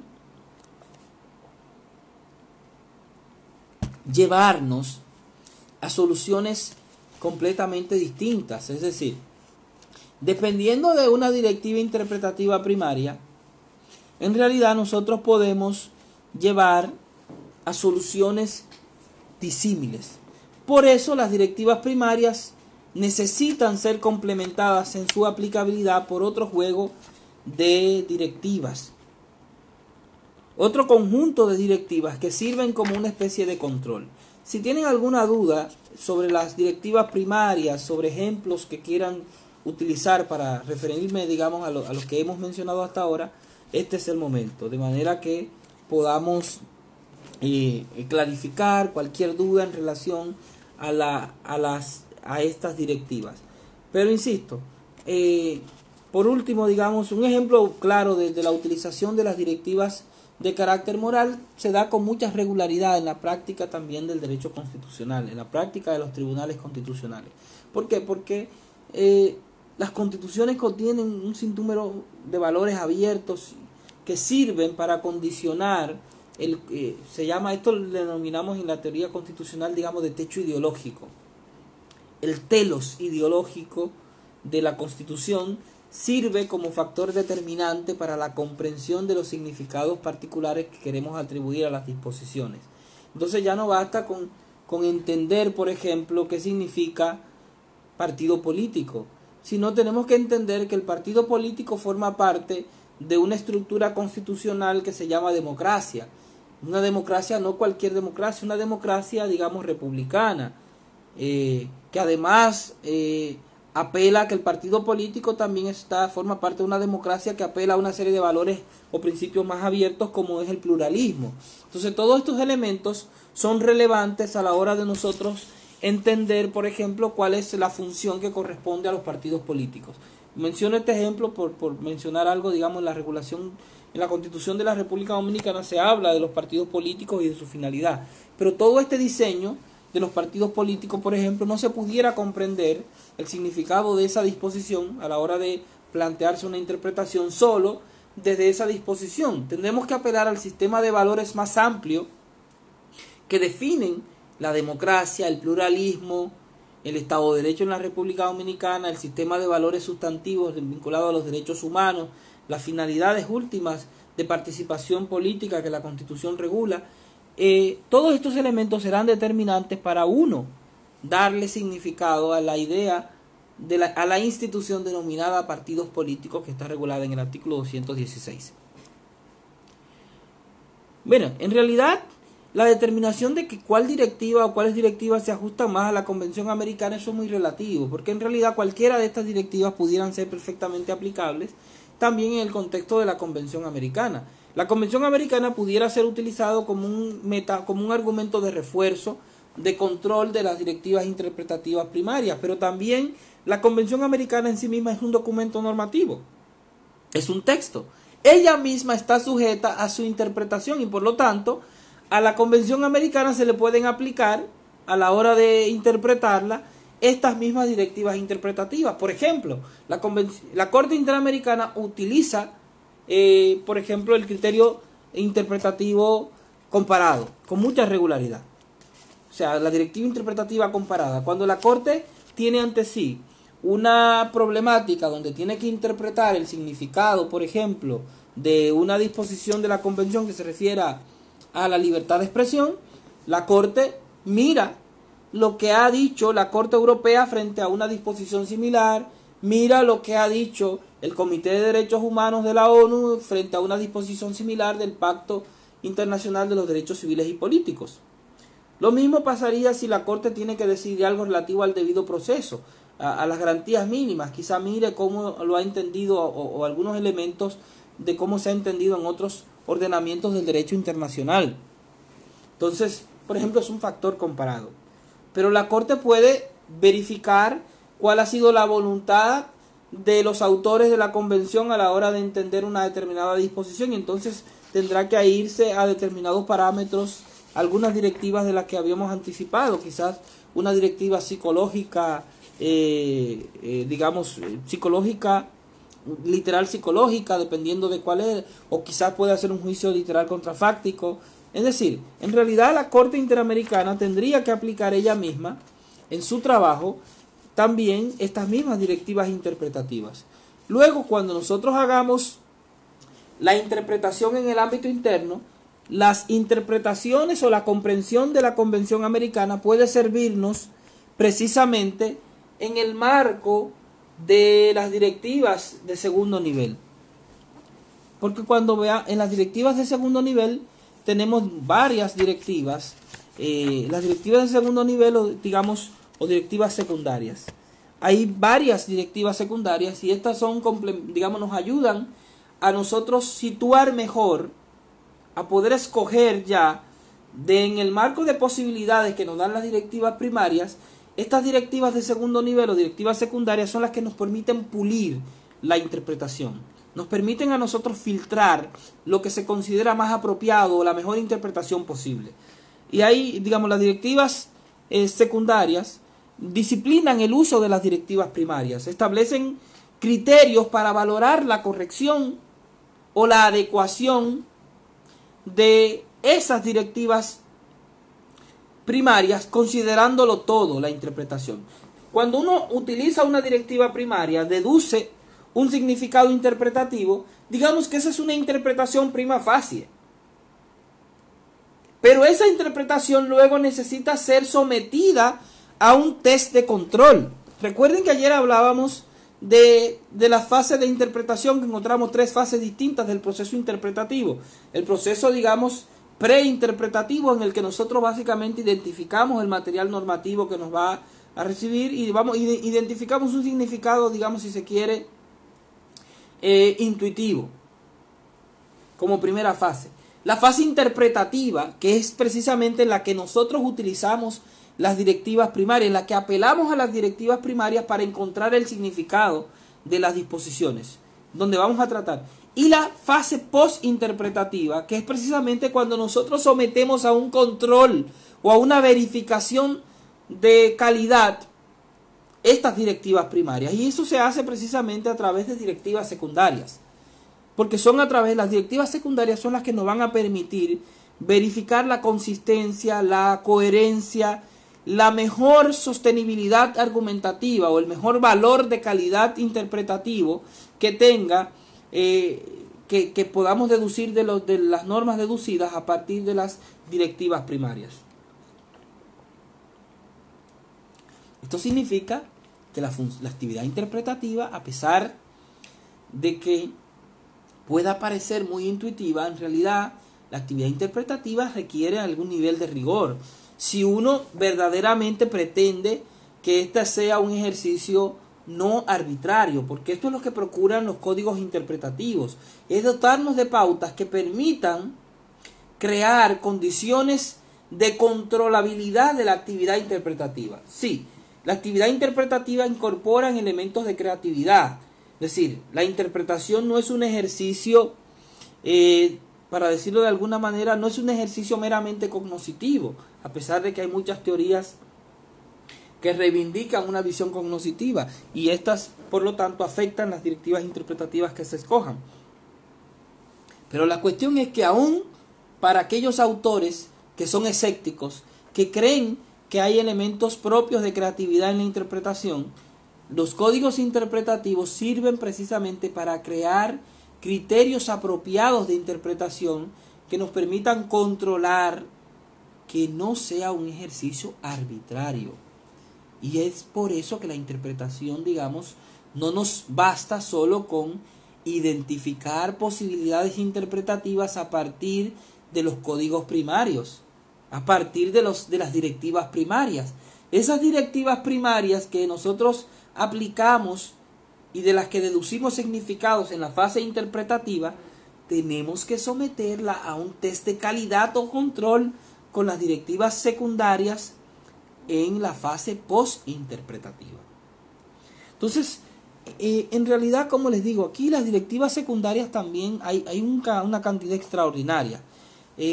Como les digo, tienen como función hacer un control de calidad, de la razonabilidad, de corrección, para valorar que no estemos cometiendo una arbitrariedad a la hora de seleccionar los significados que estamos atribuyendo a las disposiciones. Recuerden que esos significados son las normas. Desde el día 1 dejamos en claro, o tratamos de dejar en claro en esta clase, que en el derecho las normas son los significados que nosotros atribuimos a las disposiciones o textos. Una ley, una constitución, la Convención Americana, está compuesta, está escrita en un lenguaje, es un texto, y esos textos son disposiciones. Las normas son los significados que nosotros atribuimos o deducimos de esas disposiciones. Y precisamente las directivas interpretativas primarias lo que nos permiten es identificar estos significados, estas normas. Y lo que hacemos con las directivas secundarias es verificar que esos significados, que esas normas, no son un ejercicio arbitrario. Bueno, precisamente las directivas interpretativas son las que nos permiten plantearnos soluciones sobre esa pregunta que me plantea Jesús Santos Velázquez Guerrero. Frente a dos interpretaciones válidas de un enunciado normativo, ¿cuál escoger? Bueno, aquí tenemos las directivas secundarias nos dan, herramientas para ese fin. Tenemos directivas, las primeras directivas interpretativas que tenemos, las directivas de segundo nivel o secundarias, son las directivas selectivas. Estas nos dicen, básicamente, de cuál, frente a una variedad distinta, frente a cuáles normativas, cuáles directivas nosotros debemos escoger para atribuir significado a una disposición. Cuando usted dice que hay dos directivas, dos interpretaciones válidas, estamos dando por supuesto que tu código hermenéutico es pluralista u holista. Voy a explicar ahora. Porque en realidad, desde esta perspectiva, desde la perspectiva selectiva, que son, directivas de segundo nivel, los códigos interpretativos pueden ser monistas, pluralistas y holistas. Un código monista es un código que prescribe que solo puede haber una única directiva interpretativa. Hemos visto ya 20 directivas interpretativas, pero eso no significa que todos los códigos interpretativos, recuerden que los códigos dependen de las concepciones teóricas del derecho que tengan los intérpretes. No significa que todos los códigos interpretativos aplican las 20 directivas interpretativas. No las aplican todas. Depende del código interpretativo. Puede ser que tu código interpretativo te diga que la única interpretación válida es la de la intención del legislador histórico. Y por lo tanto, esa debe ser la única vía de interpretación que yo entiendo válida que puedo aplicar en mi código interpretativo. Pues evidentemente, aquí no va a haber ninguna directiva selectiva porque es un código monista. No tengo nada que seleccionar. Pero supongamos que tenemos un código de carácter pluralista. Un código pluralista es un código que permite dos o más. Prescribe la utilización de varias directivas primarias. Y entonces, la directiva selectiva básicamente lo que nos dice es, básicamente nos permite hacer una especie de relación jerarquizada para nosotros decir cuál directiva debe ser escogida, a cuál directiva le vamos a dar mayor prevalencia. Entonces, tenemos un conjunto determinado de interpretaciones y de esas interpretaciones tenemos, a partir del ejemplo que me plantea Jesús, tenemos dos significados válidos. Bueno, quizá la directiva selectiva nos diga, bueno, de estos dos significados válidos, vamos a atribuir el significado, vamos a darle preferencia, no por el significado, sino por la directiva interpretativa, a la directiva interpretativa X. Es decir, yo tengo, dentro de mi código interpretativo, yo tengo como válido la directiva interpretativa X, Y, Z, X, Y y Z. Someto a la interpretación y encuentro que la directiva X y Y me dan unos resultados. ¿Cuál escojo? Bueno, la directiva selectiva puede decirme, me puedo haber atribuido, bueno, en este código le vamos a dar preferencia a la directiva X. Entonces, efectivamente, le vamos a dar preferencia en función de esa directiva selectiva a esa directiva que hemos escogido, que fue la X, que puede ser perfectamente una interpretación literal originalista. Solo si la interpretación literal originalista no me permite a mí dar un resultado óptimo una vez que he considerado todo. Recuerden que he sometido esto al test al control postinterpretativo. Entonces quizás yo pues quiera mover más adelante y quiera verificar la interpretación psicológica teleológica originalista. Es decir, quizás si la literalidad, si el significado del texto no me da un resultado óptimo, una vez que lo he tratado de pulir, quizás sea bueno entonces ir a verificar cuál era la finalidad del legislador histórico. Entonces, aquí se trata precisamente de hacer un criterio de selección. Y se utilizan, insisto, cuando tenemos códigos interpretativos que puedan ser pluralistas u holistas. Un código interpretativo de carácter holista es un código que básicamente admite todas las directivas interpretativas. Un código pluralista es uno que admite varias. Y el código monista sería un código que solamente admite una única directiva interpretativa. Es muy raro que existan códigos interpretativos monistas. Lo más natural es que existan de carácter pluralista u holistas. Hay un segundo grupo de directivas de segundo nivel que son las directivas procedimentales. Las directivas procedimentales prescriben precisamente cuáles son los criterios de uso apropiados para las directivas que hemos seleccionado. Es decir, las directivas selectivas nos permiten escoger cuáles son las directivas que vamos a introducir dentro de nuestro modelo, de nuestro código interpretativo. Sí. En mi código interpretativo yo voy a obtener tales directivas y estas son, y las he seleccionado. Las directivas procedimentales ya nos permiten utilizar esas directivas primarias que hemos seleccionado previamente en nuestro código interpretativo. Y las directivas procedimentales, digamos, tienen varias finalidades. Pero en realidad, digamos aquí, las directivas procedimentales juegan un rol importante en las llamadas directivas preferenciales, que son las que establecen en qué condiciones el resultado de la aplicación de una directiva primaria se puede considerar adecuado, justo o apropiado una vez que se ha considerado todo. Entonces, insisto, no basta con que uno tenga un significado o varios significados, tenemos que someterlo a control.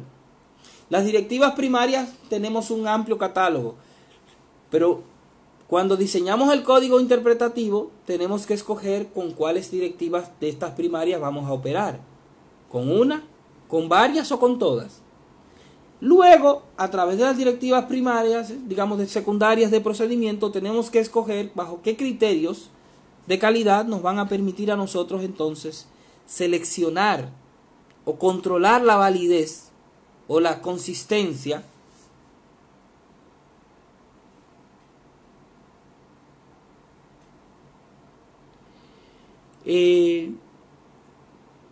Gustavo, ¿qué te puedo decir? Yo estoy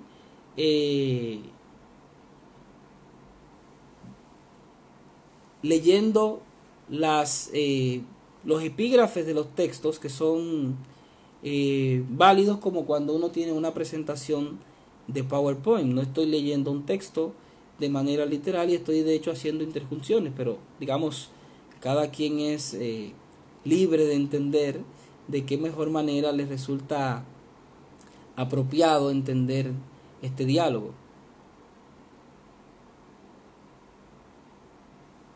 De hecho, si tú quieres, mañana de hecho yo voy a escanear el documento y vamos a ver y podrán leerlo con toda tranquilidad y así podrán aquilatar, ¿verdad?, cuál es el nivel de este diálogo. Pero bueno, nada, María, Teresa, Bernal, muchas gracias. Uno tiene que aprender a lidiar con este tipo de comentarios con mucha regularidad. De hecho, yo soy ajeno a utilizar presentaciones de PowerPoint precisamente porque siento que genera mucha tensión o mucha distracción sobre el trabajo, digamos, del docente. En este caso, estoy utilizando varias fuentes referenciales y en realidad creo que los libros, para eso uno los compra y cuando uno da clases pueden ser muy útil tener un libro para uno recordar cualquier concepto que a uno se le vaya a olvidar en un momento determinado.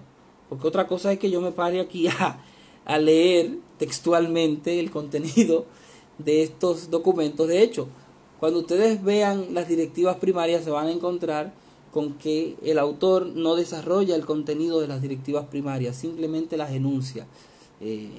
Por eso yo he tenido que hacer una explicación de cada una de ellas a partir del conocimiento que tengo de los criterios interpretativos y de la práctica.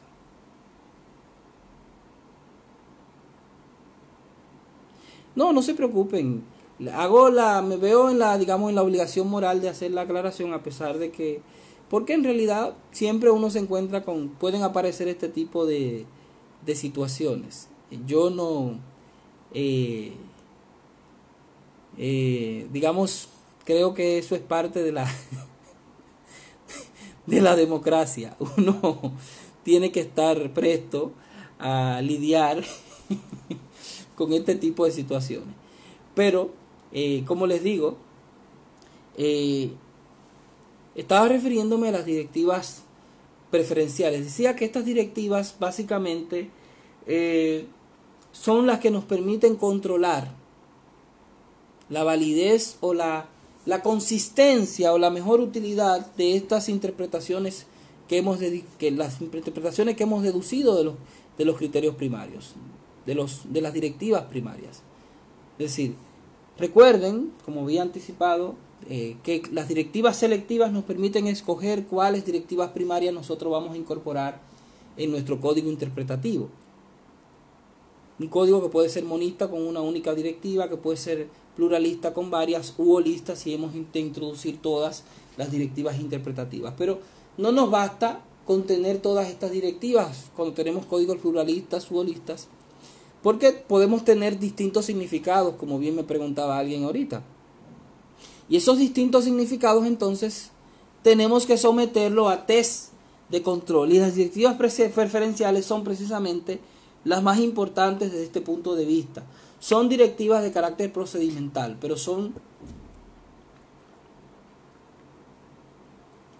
las directivas procedimentales, digamos, más relevantes. Y hay dos grandes tipos de directivas procedimentales de preferenciales, que son las directivas, digamos, de compatibilidad negativa y directivas de compatibilidad positiva. Fíjense que estas directivas, insisto, las directivas preferenciales son muy útiles precisamente porque nos permiten a nosotros en la fase post-interpretativa, que es la fase, digamos, última del proceso interpretativo. Hemos aquí asumido el criterio o la construcción teórica que Dworkin plantea del proceso interpretativo, la etapa preinterpretativa, etapa interpretativa y la etapa postinterpretativa. Hemos dicho que en la etapa interpretativa precisamente es en la que nosotros aplicamos las directivas primarias y la aplicamos precisamente para tratar de identificar los significados o los contenidos de las disposiciones normativas. Luego, en la fase postinterpretativa, precisamente con las directivas preferenciales de manera muy particular, sometemos a control para verificar mejor, para verificar si verdaderamente el significado que hemos deducido de las directivas primarias, el significado que hemos deducido es el más adecuado, es el más consistente, el más justo y útil para abordar la situación jurídica que tenemos enfrente. Bien, entonces, estas directivas, como les digo, de compatibilidad negativa y positiva. Las directivas de compatibilidad negativa. Estas directivas, Chascioni nos plantea 7 directivas.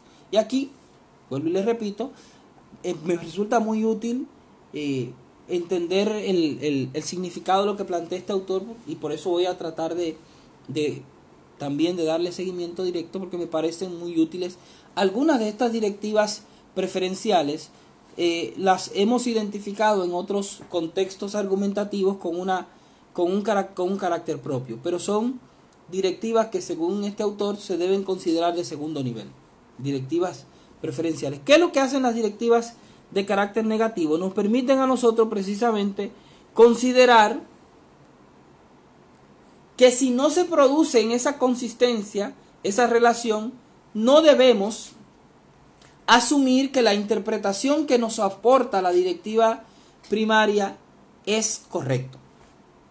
Entonces, la primera directiva, digamos, de preferencia, de carácter negativo, de exclusión negativo que nos habla Chascioni es la coherencia lógica.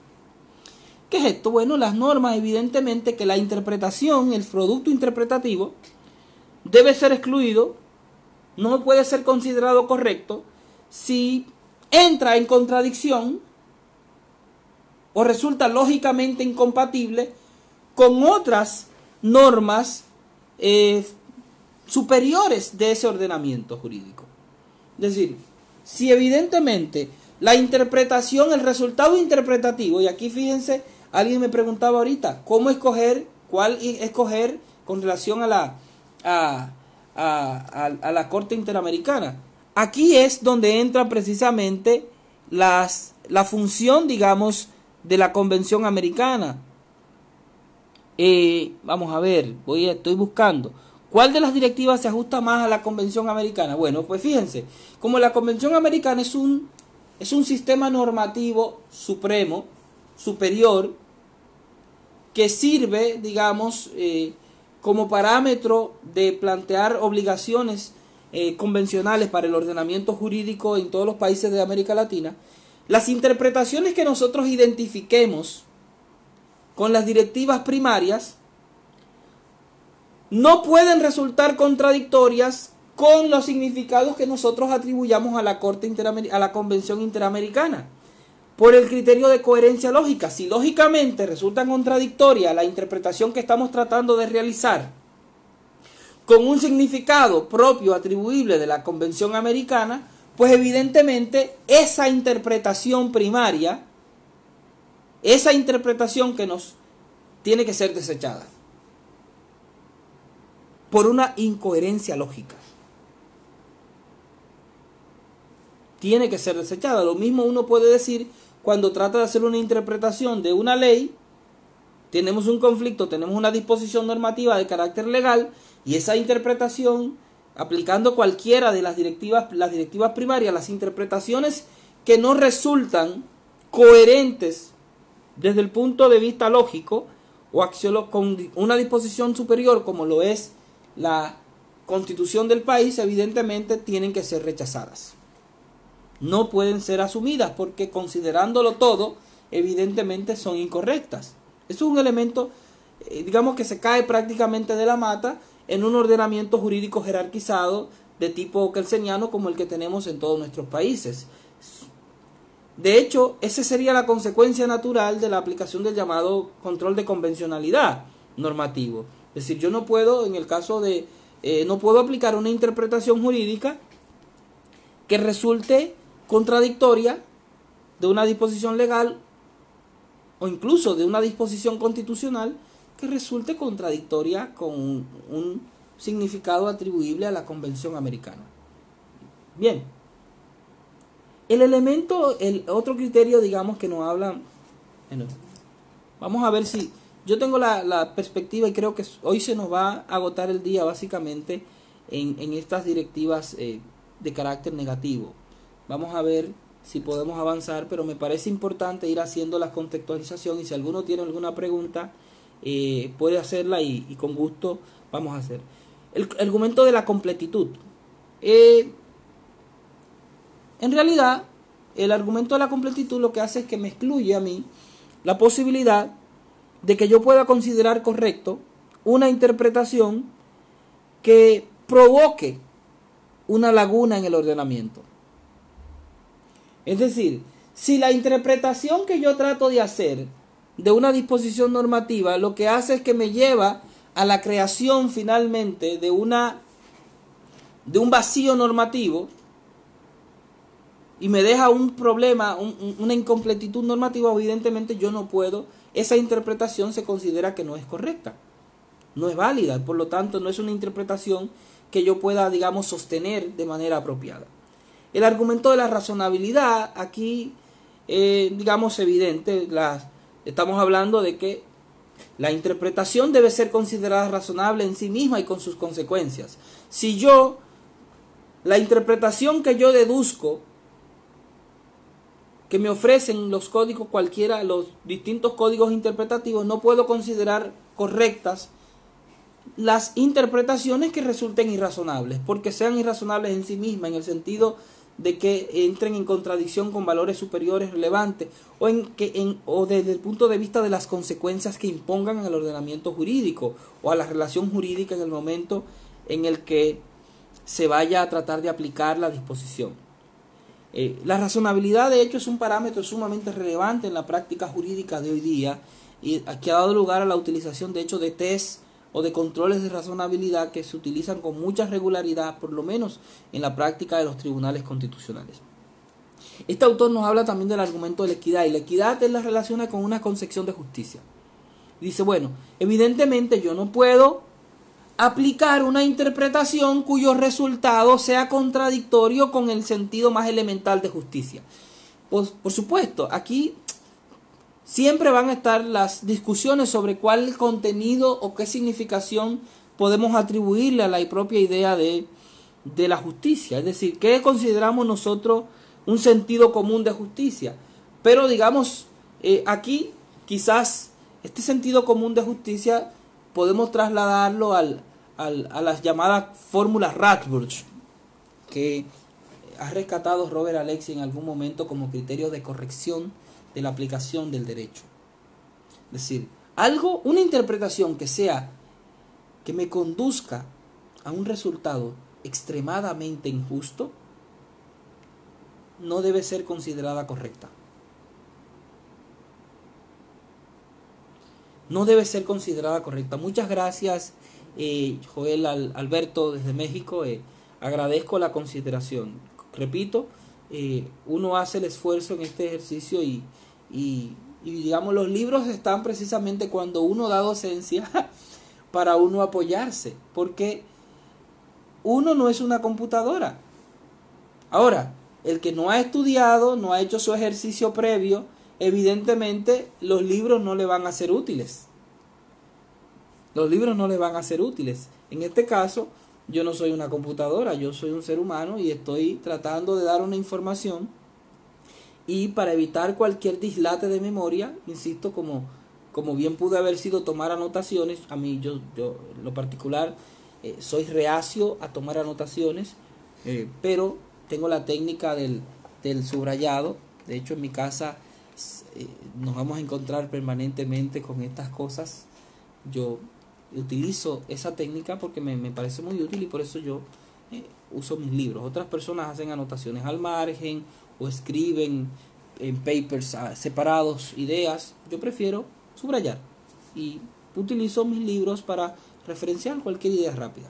Entonces decía aquí que esta idea de la equidad, de la forma como Chazzioni la entiende, me recuerda a ese principio de la llamada fórmula Radbruch de la injusticia extrema. No podemos asumir como válidas interpretaciones que nos lleven a una injusticia extrema. Bien, Entonces, congruencia instrumental, que es otro criterio, digamos, que nos habla Accioni. ¿Qué es una congruencia instrumental? Bueno, pues evidentemente no podemos asumir como válida una interpretación que nos lleve a una incongruencia respecto del fin institucional que procura la norma o la institución jurídica que tenemos que aplicar. Es decir, pues evidentemente no puede ser considerada válida una interpretación que haga que se frustre la finalidad institucional que procura la disposición o la norma o la institución jurídica que estamos tratando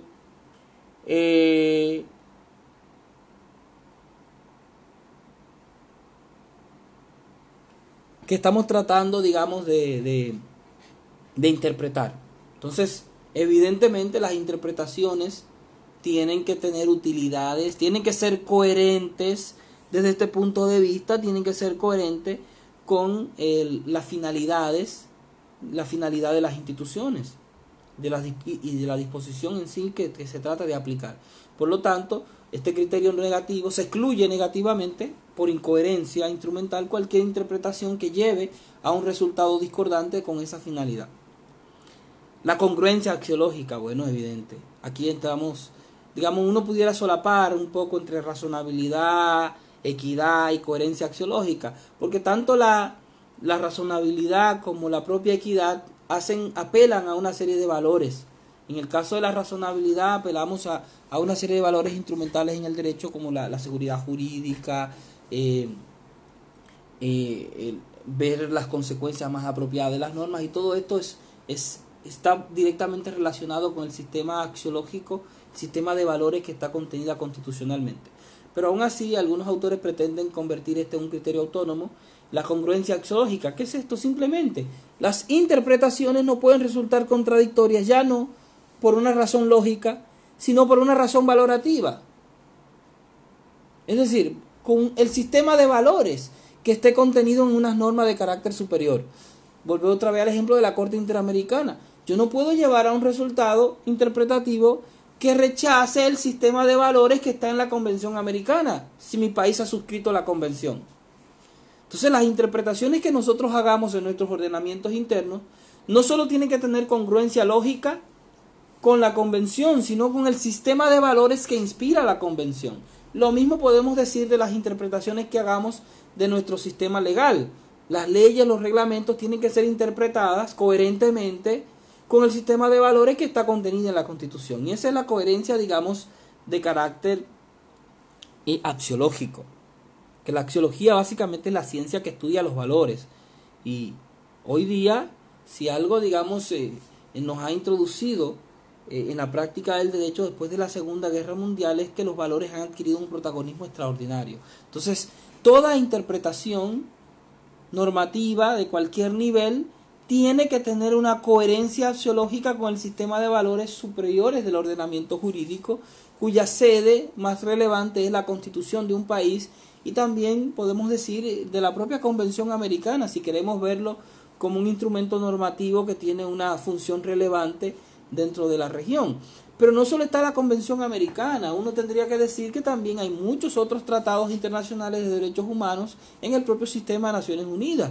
Tenemos también que ser coherentes con todos esos tratados internacionales.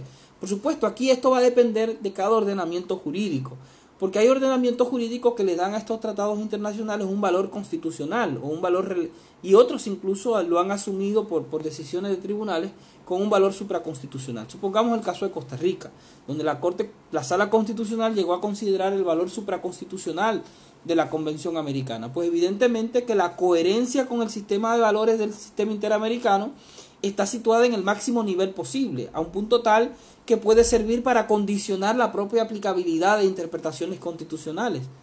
Por eso, Costa Rica fue el primer país que declaró inconstitucional en la región una reforma de la Constitución basada con la prohibición de la reelección, basada entre otras cosas en una lectura de algunas cláusulas propias de la Corte de la Convención Americana, y que entendieran que tenían un valor supraconstitucional y por lo tanto invalidaban disposiciones de la propia Constitución de Costa Rica.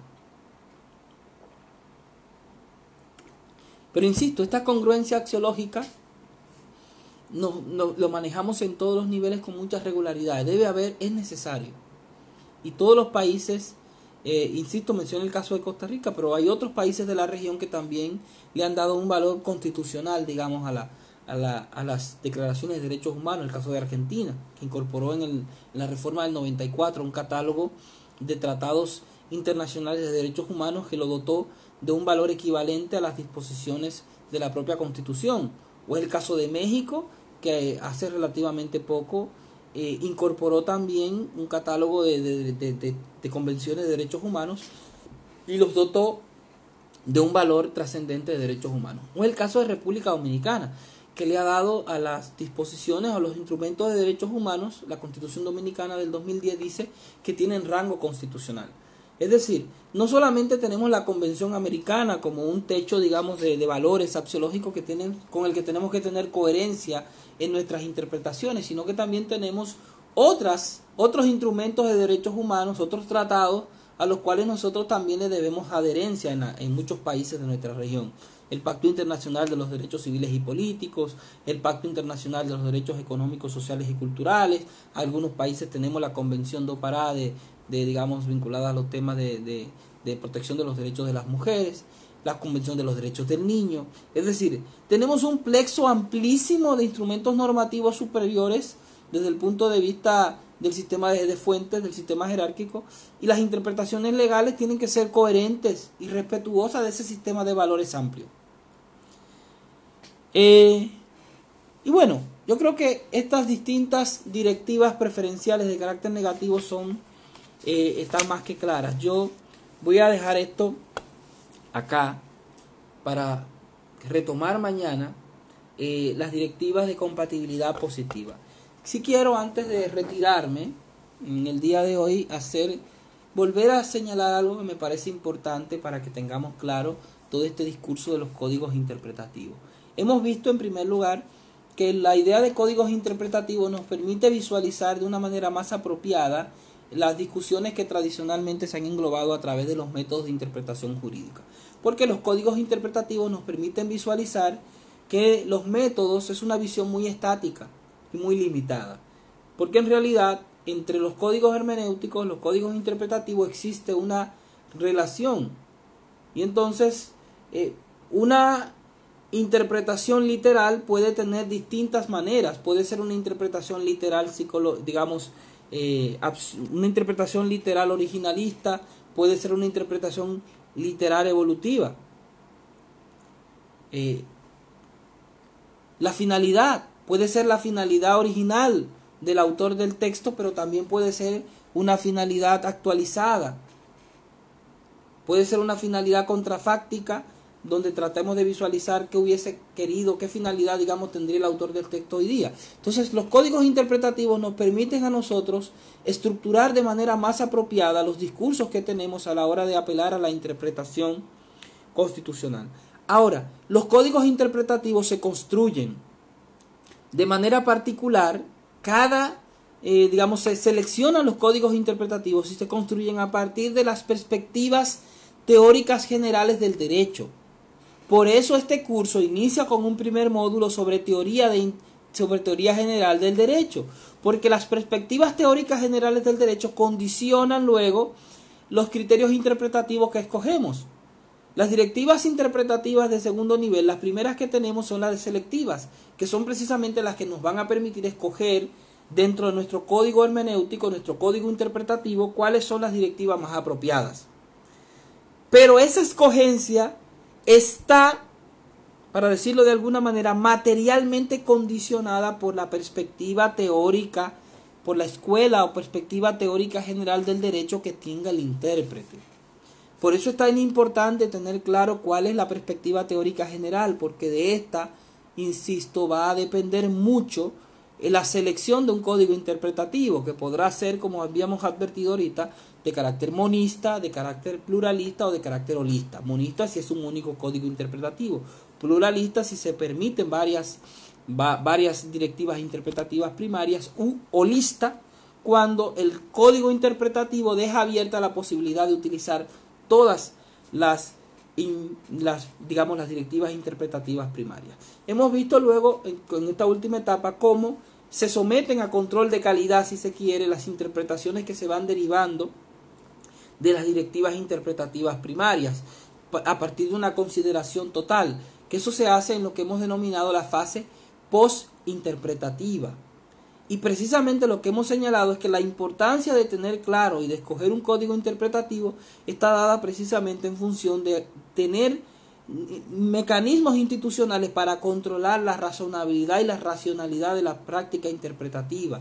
El derecho depende mucho de la interpretación, y si no hay una garantía apropiada de un código interpretativo o la identificación de los códigos interpretativos que van a ser utilizados por los operadores jurídicos, por los intérpretes, la práctica del derecho puede llevar a resultados profundamente arbitrarios. Puede llevar a resultados arbitrarios porque hemos identificado 20 posibilidades distintas de interpretación. Si nosotros no tenemos un código interpretativo, no tenemos mecanismos apropiados para someter luego a un control de calidad de esas distintas interpretaciones posibles. Interpretaciones que pueden resultar contradictorias entre sí.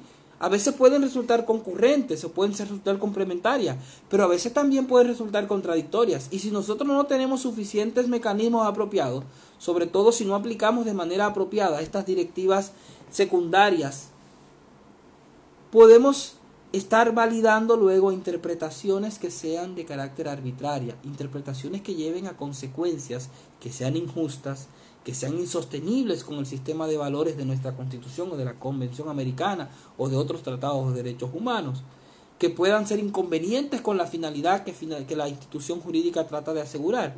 Y precisamente por eso es que tenemos que tratar de operativizar un código interpretativo, tratar de identificar cuáles son las directivas interpretativas que vamos a utilizar, tratar de establecer si es necesario algún nivel de jerarquización entre estas directivas o establecer criterios apropiados de cómo medir la consistencia o la mejor manera de entender la mejor interpretación posible según la aplicación de estas directivas interpretativas primarias. Y precisamente lo que hemos tratado de ver con estas directivas secundarias de carácter negativo a través de la visualización de estos distintos criterios, de estos criterios, digamos, que hemos visto, el criterio de equidad, de la razonabilidad, de la completitud, los criterios, digamos, de coherencia axiológica, de coherencia lógica, de coherencia, los distintos criterios de coherencia sistemática, es precisamente tratar de tener mecanismos apropiados de control, de asegurar que el control de la actividad interpretativa, ¿para qué? Para evitar que los intérpretes terminen filtrando de manera arbitraria su comprensión exclusiva del derecho al margen de razones que puedan ser válidamente aceptadas por la comunidad jurídica. Sí. El intérprete sin duda siempre va a tener un rol determinante en la actividad interpretativa, sí, pero el intérprete no está autorizado a hacer lo que le dé la gana. El intérprete tiene que estar sometido a ciertos criterios de racionalidad, y eso es lo que nos permiten hacer los códigos, digamos, las directivas interpretativas secundarias. Nos dan herramientas para poder someter a control de calidad las interpretaciones que hemos deducido de las directivas primarias. Les reitero el agradecimiento a quienes me han acompañado en este día. Lamento si alguno se ha sentido incómodo con la metodología que he tratado de seguir, que es utilizar mi texto de apoyo en la medida que pueda resultar necesario, cuando resulte útil, precisamente para evitar que cualquier desliz o concepto se me quede fuera de la posibilidad de una explicación apropiada. Pero reitero, para mí es un verdadero placer que ustedes me hayan acompañado en el día de hoy, y espero que mañana podamos continuar y completar ya este tema de las directivas interpretativas, y podamos ver las directivas de compatibilidad sistemática positiva y las directivas axiomáticas, que son otro tipo de directivas que también son muy útiles en esta práctica. Yo no les aseguro que mañana les pueda compartir este texto, Voy a tratar de escanearlo quizás mañana o pasado, porque son como unas 90 páginas, casi la mitad del libro, pero creo que es un documento puede serles muy útiles para ustedes estudiar de manera directa esto. Yo lo que he tratado de aquí es hacerle como una carta de ruta, porque estos temas pueden resultar a veces un poco densos cuando uno no tiene un estudio previo. Entonces hemos hecho una carta de ruta para direccionar estos documentos, pero yo siempre recomiendo que después de estos cursos o concomitante con estos cursos, cualquiera que leamos, que estudiemos, porque en realidad se aprovecha mucho mejor. Muchas gracias y espero que mañana nos acompañen, y si alguien se siente incómodo, sea libre de expresarlo. Esto es la democracia, no hay tampoco por qué sentirse agobiado. Ahora, les aseguro algo muy importante: no es posible hacer una interacción de una clase sin un estudio más o menos, digámoslo así, más o menos sosegado de un tema, porque en realidad estos temas toman mucho tiempo.